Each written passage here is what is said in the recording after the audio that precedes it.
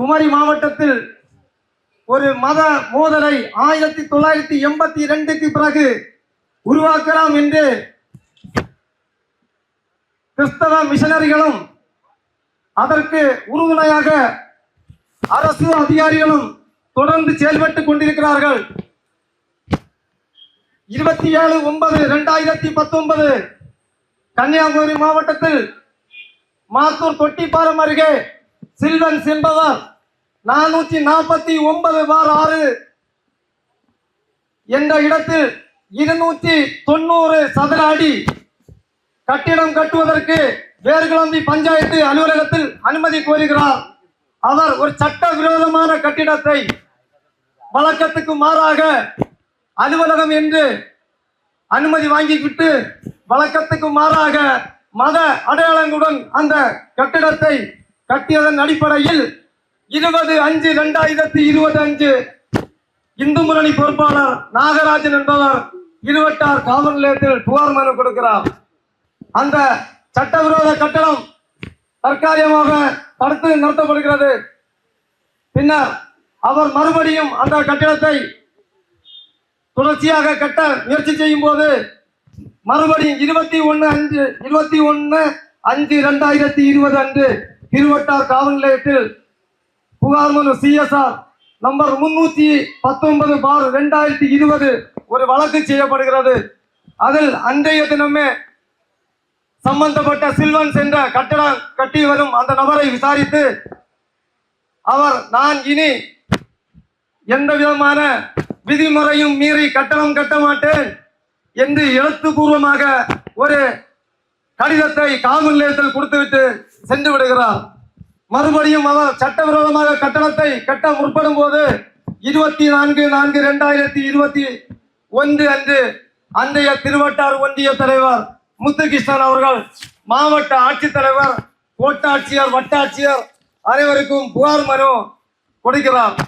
அதன் அடுத்த நாளே 23/6/2021 பாரதிய ஜனதா இந்து முன்னணி பொறுப்பாளர்கள் மீது திருவட்டார் காவல் நிலையத்தில் FIR நம்பர் 323/2021 சூமோட்டாவாக திருவட்டார் காவல் உதவி ஆய்வாளர் அன்றைய ஜெகநாதன் என்பவர் ஒரு வழக்கு பதிவு செய்கிறார்.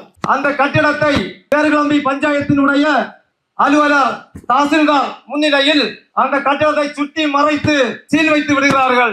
அந்த சில்வன்ஸ் என்ற நபர் உயர்நீதிமன்றத்திலேயே ஒரு ரிட் பெட்டிஷன் தாக்கல் செய்து அதில் ரெஸ்பாண்டண்டாக ஃபர்ஸ்ட் நம்பர் 1 மாவட்ட ஆட்சித்தலைவர், number 2 executive officer, number 3 Muthukrishnan ஒன்றிய தலைவர் அப்படின்னு உயர்நீதிமன்றத்தில் ஒரு ரிட் பெட்டிஷன் தாக்கல் செய்கிறார். அந்த ரிட் பெட்டிஷனில் கவுண்டர் பெட்டிஷன் செயல் அலுவலர் வேர்கிளம்பி பஞ்சாயத்து செயல் அலுவலர் சட்டவிரோதமாக கட்டப்பட்ட கட்டிடம் தான், அனுமதி கொடுத்த வரைபடத்திற்கும் கட்டிடத்திற்கும் வித்தியாசம் உள்ளது, கட்டிடம் அகற்றப்பட வேண்டும், புகைப்படத்துடன் தாக்கல் செய்துள்ளேன் என்று ஒரு உறுதிமொழி ஆவணத்தை நீதிமன்றத்திலே தாக்கல் செய்கிறார். பின்னர் 29/8/2021 அன்று மாண்புமிகு சென்னை உயர்நீதிமன்ற மதுரை கிளையில் ஒரு தீர்ப்பாணை வருகிறது. அதில் சம்பந்தப்பட்ட கட்டிடத்தில் மத ரீதியான எந்த சடங்குகளும் கூட்டங்களும் நடைபெறக்கூடாது என்று அந்த உத்தரவில் குறிப்பிடப்பட்டுள்ளது. இது நடந்து கொண்டிருக்கிற காலகட்டத்தில் சில்வன்ஸ் என்பவர் தனக்கு எதிராக நீதிமன்றத்தில் உத்தரவு வருகிறது என்று அந்த அவர் போட்ட ரிட் பெட்டிஷனை வித்ரா பண்ணி திரும்ப பெற்றுக் கொள்கிறார். தற்போது 7/7/2026 அன்று செயல் அலுவலர் மாவட்ட ஆட்சித்தலைவர் அவர்களுக்கு ஒரு அறிக்கை தாக்கல் செய்கிறார். அந்த அறிக்கையில் உயர்நீதிமன்றத்தில் தடை ஆணை ஒன்று உள்ளது. சில்வன்ஸ் என்பவர் தடை ஆணை பெற்றிருக்கிறார். 290 சதுர அடி கட்டிடத்துக்கு அனுமதி வாங்கிவிட்டு தற்போது பஞ்சாயத்து நிர்வாகம் 490 சதுர அடியாக எக்ஸ்டென்ஷன் செய்து கொடுத்து இருக்கிறது. அதற்கு செயல் அலுவலர் செல்லக்கூடிய காரணம் நீதிமன்றத்திலே தடையாணை பெறப்பட்டிருந்தது. சில்வன்ஸ் என்பவர் தடையாணை பெற்றிருந்த காலகட்டத்தில் அதிகமாக 200 சதுர அடிக்கு நான் பிளான் அப்ரூவல் கொடுத்துள்ளேன் என்று ஒரு தவறான ஒரு தகவலை மாவட்ட ஆட்சியர் அவர்களுக்கு கொடுத்துள்ளார். மதுரை உயர் நீதிமன்றத்தில் இந்த வழக்கு சம்பந்தமாக எந்த விதமான தடையானையும் அன்றிலிருந்து இன்று வரை இல்லை. இதை மாவட்ட நிர்வாகம் தெரிந்து கொள்ள வேண்டும். சம்பந்தப்பட்ட அதிகாரிகள் உயர் அதிகாரிகளுக்கு சரியான தகவலை சொல்லுவதில்லை, மாறாக தவறான தகவலை சொல்லி மாவட்டத்திலே ஒரு பதற்றத்தை உருவாக்க வேண்டும், ஒரு மத மோதலை உருவாக்க வேண்டும் என்பது அவர்களது குறிக்கோளாக இருக்கிறது. கடந்த 15 நாட்களுக்கு முன்பாக சட்டவிரோதமாக கட்டப்பட்டிருக்கும் அந்த கட்டிடத்தில் மதம் சம்பந்தமான கூட்டங்கள் நடைபெற்றுக் கொண்டிருக்கிறது. நமது இந்துக்கள் ஆதாரத்திற்காக அதை வீடியோ எடுப்பதற்காக முற்படுகிறார்கள். அங்கே கிறிஸ்தவர்களால் அவர்கள் தாக்கப்படுகிறார்கள். அவர்களது இருசக்கர வாகனத்தின் சாவி பிடுங்கப்படுகிறது.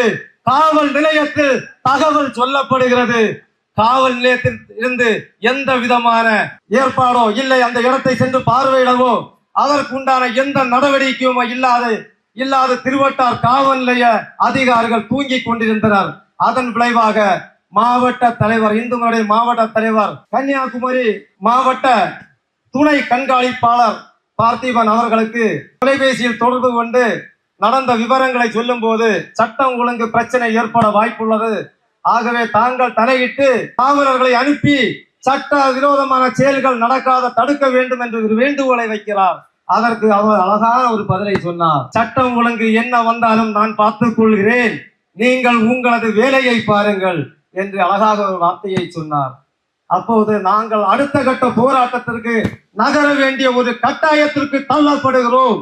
அடுத்த நாள் காலை திருவட்டார் காவல் நிலையத்தில் வந்து நேற்று நாங்கள் கொடுத்த புகார் மீது மனு மீது நடவடிக்கை எடுத்தீர்களா என்று கேட்டபோது நீங்கள் எங்களுக்கும் இதற்கும் சம்பந்தம் இல்லை, நீங்கள் வருவாய் அதிகாரியை சந்தித்து முறையிடலாம் என்று சொல்லி எங்களை அனுப்பிவிட்டார்கள். தாசில்தார் அலுவலகத்திற்கு சென்றோம், முறையிட்டோம். அவர்கள் சப் கலெக்டரை கூப்பிட்டு பேச்சுவார்த்தை நடத்தி 2 நாட்களில் முடிவு செய்து மூடிவிடுகிறோம் என்று ஒரு பதிலை சொன்னார்கள்.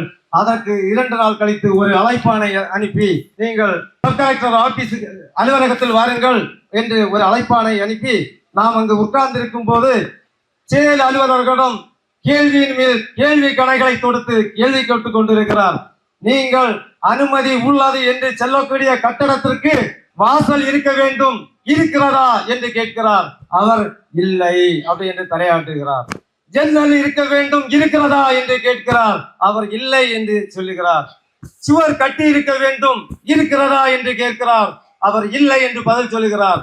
அப்போது தெரிந்திருக்க வேண்டும், சட்ட விரோதமாக வரைபட அனுமதிக்கு எதிராக கட்டப்பட்ட கட்டிடம் என்று. அவர் எங்களை அனுப்பிவிட்டு 2 நாட்களில் நான் உங்களுக்கு நல்ல ஒரு பதிலை சொல்கிறேன் என்று எங்களை அனுப்பிவிட்டு நாங்கள் 2 நாட்களாக காவல் இருந்து கொண்டிருக்கிறோம்.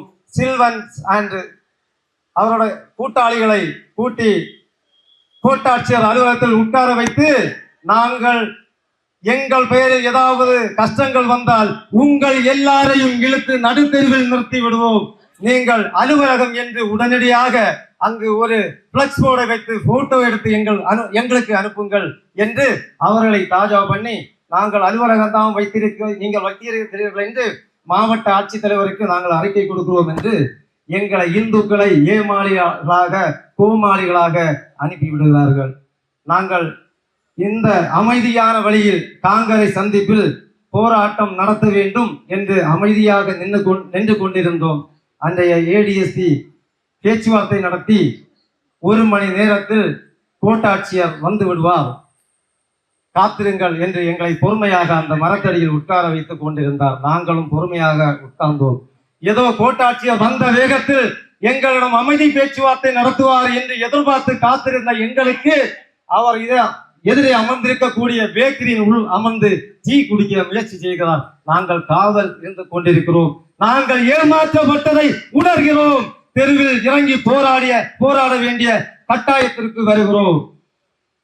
எங்களுடைய ஒரே கோரிக்கை, சட்ட விரோதமாக அமைந்திருக்கக்கூடிய கட்டிடம் அதை உடனடியாக அப்புறப்படுத்த வேண்டும். அரசு அதிகாரிகள் கிறிஸ்தவ மிஷனரிகளோடு சேர்ந்து குமரி மாவட்டத்தில் மத மோதலை உருவாக்க வேண்டாம், எல்லாரும் சந்தோஷமாக வாழ வேண்டும், எல்லாரும் நிம்மதியாக வாழ வேண்டும் என்று கேட்டு உரையை நிறுத்திக் கொள்கிறேன். பாரத் மாதா கி